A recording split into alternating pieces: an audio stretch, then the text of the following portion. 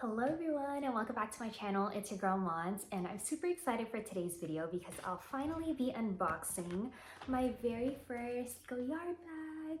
I have been dreaming of getting a bag from Goyard for a little over a year and a half now, and I'm super excited that I was finally able to purchase it. And since I wasn't planning on doing any Europe trips anytime soon, I don't think it was ever really on my bucket list, I figured I might as well just purchase it at one of the boutiques here in Southern California.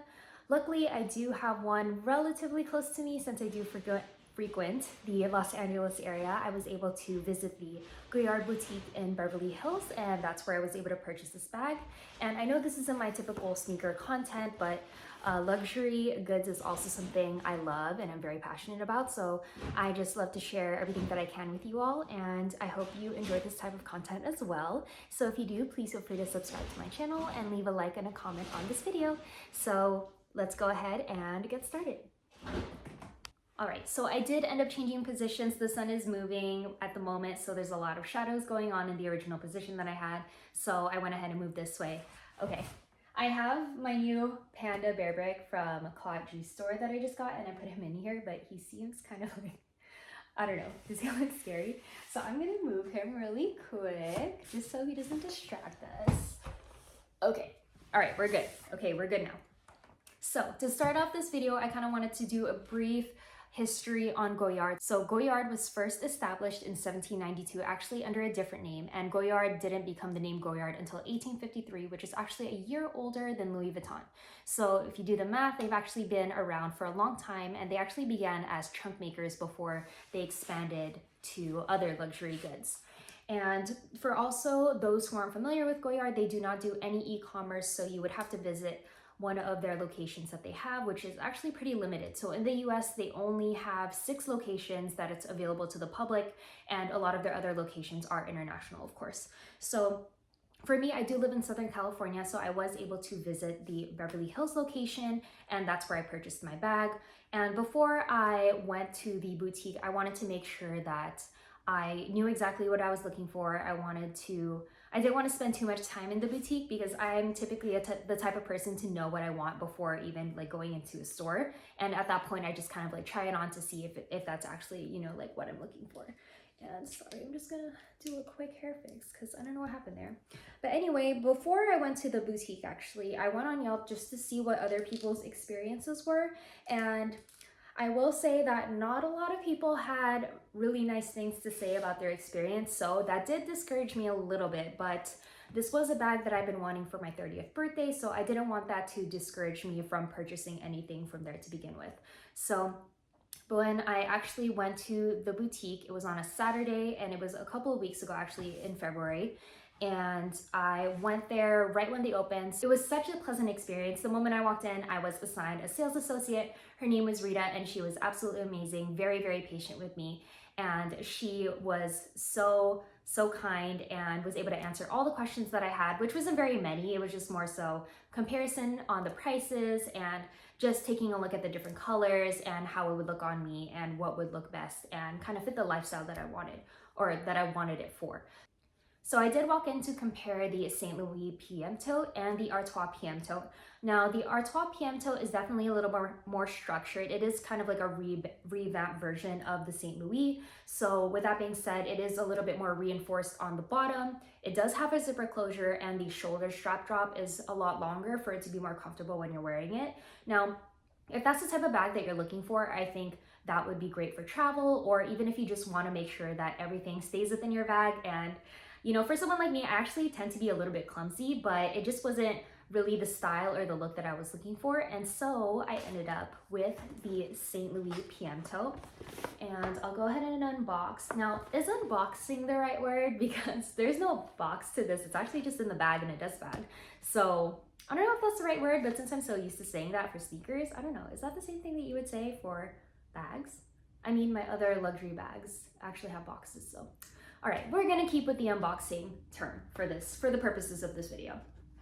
So this is the packaging that it came in when I purchased it.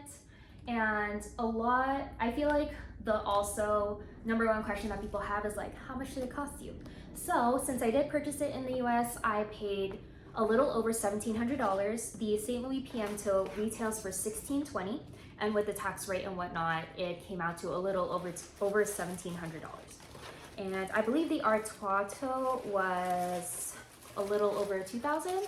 Since you are getting, you know, more of a secure bag, of course, like there's a lot more materials that go into it, so that makes sense. But for me, this is really the one that I wanted. So when you open it up, it does come in this yellow gold tissue paper, and of course the yellow gold dust bag. And if you can tell from the handles, I did end up getting the St. Louis PM Tote Bag in the black tan color, and I'm absolutely in love with it.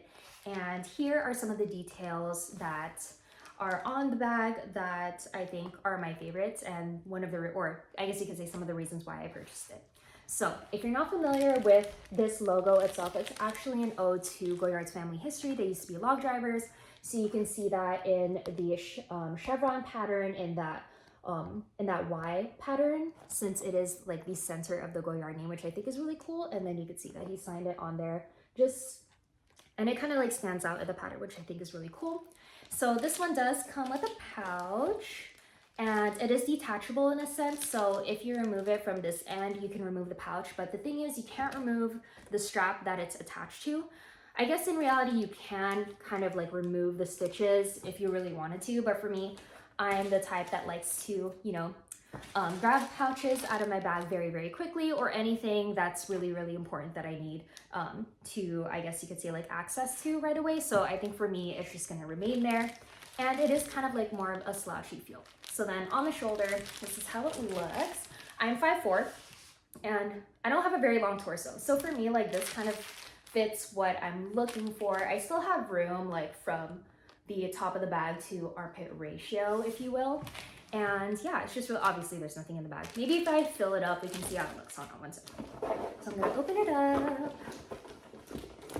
here. So I will say that the St. Louis is a little bit bigger than the Artois, and that was kind of the deciding factor for me as to, okay, I want the St. Louis because it is a bit bigger and it is a little bit cheaper in price as well.